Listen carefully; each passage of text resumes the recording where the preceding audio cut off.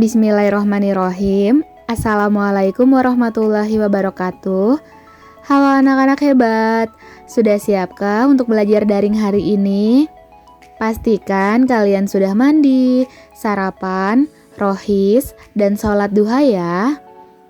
Hari ini kita akan mempelajari materi pada buku paket tema 2, subtema 1, pembelajaran yang kedua.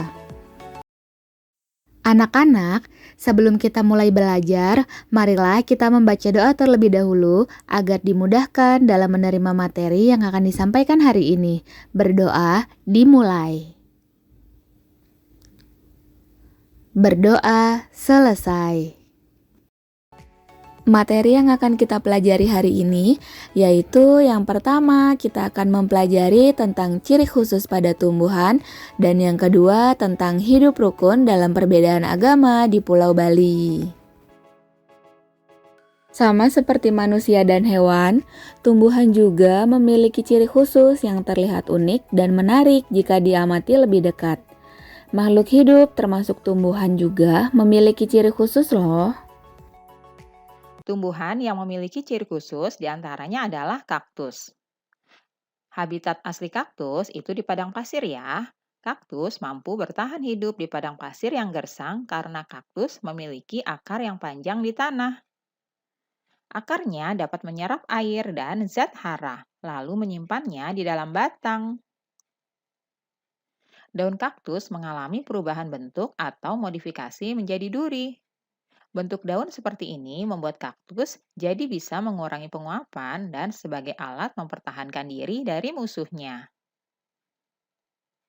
Permukaan dari batang kaktus dilapisi oleh lilin sehingga berguna untuk menahan cadangan makanan yang berada di dalam batang berupa air dan tidak menguap.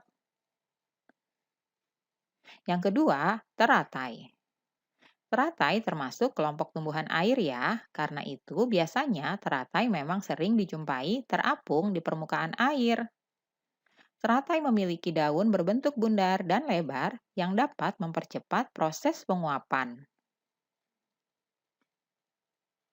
Teratai juga memiliki batang yang berfungsi sebagai jalan udara, sehingga teratai tetap bisa bernafas meskipun berada di dalam air.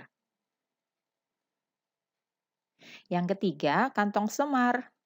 Kantong semar termasuk tanaman karnivora karena ia pemakan serangga dan hewan-hewan kecil. Bagaimana cara tumbuhan bisa memangsa serangga? Jadi rahasianya ada di corong pada bagian dindingnya yang menghasilkan cairan manis yang menarik para serangga. Setelah serangga mendekat dan hinggap, serangga akan tergelincir jatuh ke bagian dalam corong, sebab corong ini licin karena dilapisi lilin. Serangga yang tergelincir akan tenggelam di dalam cairan. Cairan ini kemudian mencerna serangga dan membuat cairan tadi jadi kaya akan zat makanan. Berikutnya, bunga bangkai. Bunga bangkai raksasa atau Amorphophallus merupakan tanaman pemakan serangga. Tanaman ini mengeluarkan bau busuk yang menarik hewan seperti lalat, kumbang kotoran, dan kumbang bangkai untuk datang mendekat. Serangga-serangga yang dimakan akan membantu penyerbukan bunga bangkai Amorphophallus jadi lebih mudah. Selanjutnya, mawar. Tumbuhan mawar ini merupakan tumbuhan yang memiliki bunga sangat indah tapi juga memiliki duri pada batangnya.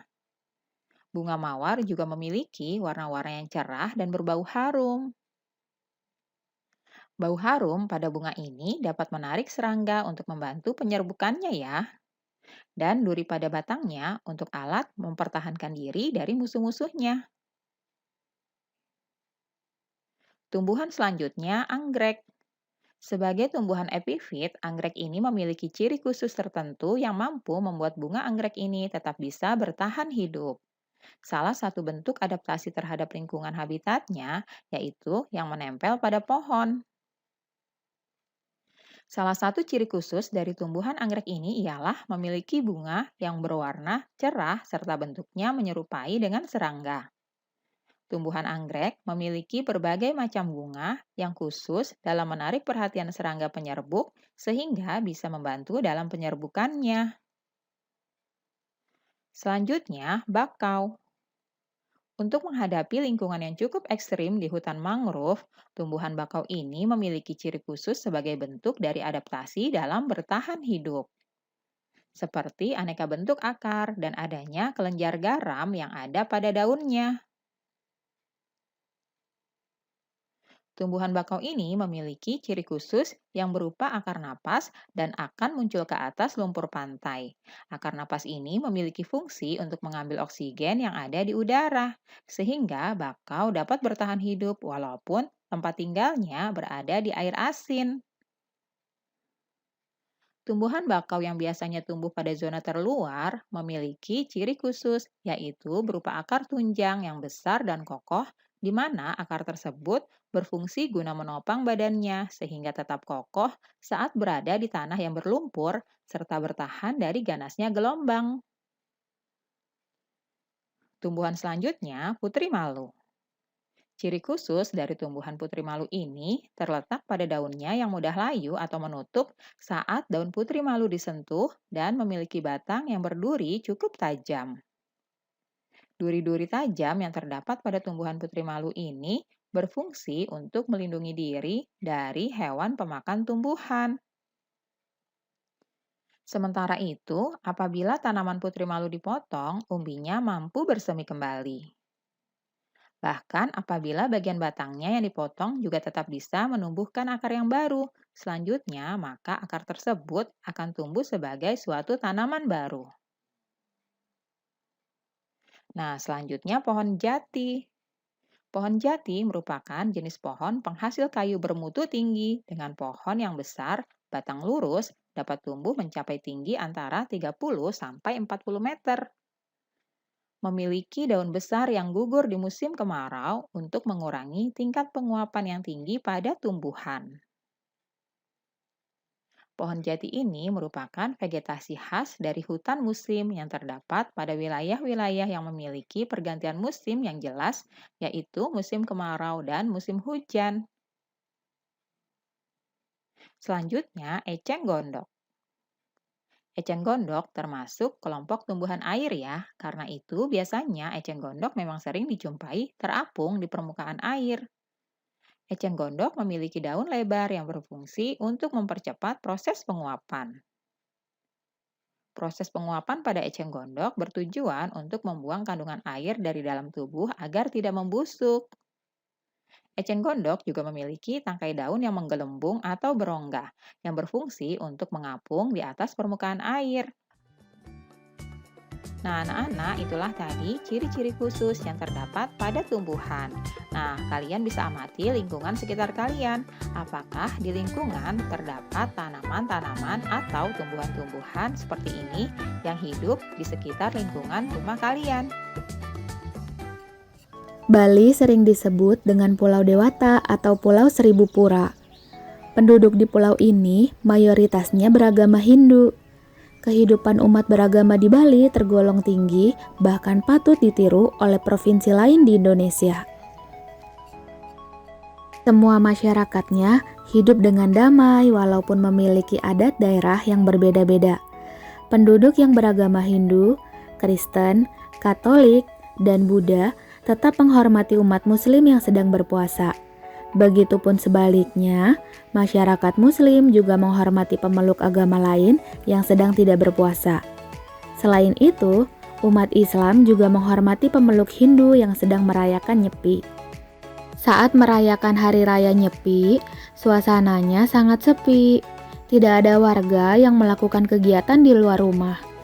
Hal ini menunjukkan bahwa semua warga serta wisatawan yang tidak beragama Hindu pun sangat menghargai umat Hindu yang sedang merayakan Hari Raya Nyepi. Inilah bentuk kerukunan dalam perbedaan agama di Bali. Dengan demikian, akan tercipta persatuan dan kesatuan dalam kehidupan berbangsa dan bernegara. Coba bayangkan, jika warga yang tidak beragama Hindu tidak mau menghargai Hari Raya Nyepi dan tetap melakukan aktivitas seperti biasanya. Apa yang akan terjadi? Seandainya toleransi ini tercipta di seluruh daerah di Indonesia, kedamaian bangsa Indonesia tentu bisa dibayangkan. Tidak ada lagi gesekan-gesekan antar suku dan golongan yang kerap terjadi di beberapa daerah di Nusantara. Anak-anak, tugas kalian yang pertama pada buku paket tema 2 bagian Ayo Cari Tahu di halaman 12. Kalian ditugaskan untuk menuliskan beberapa tumbuhan yang memiliki ciri khusus pada video yang telah kalian simak tadi.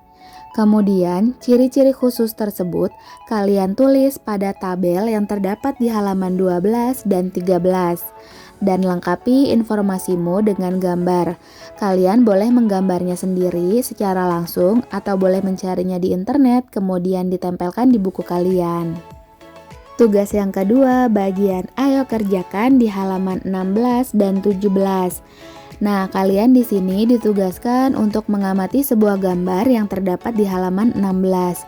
Kemudian, berdasarkan gambar tersebut, kalian menjawab pertanyaan-pertanyaan yang terdapat di halaman 17. Tugas yang ketiga, yaitu kalian menghafalkan teks proklamasi.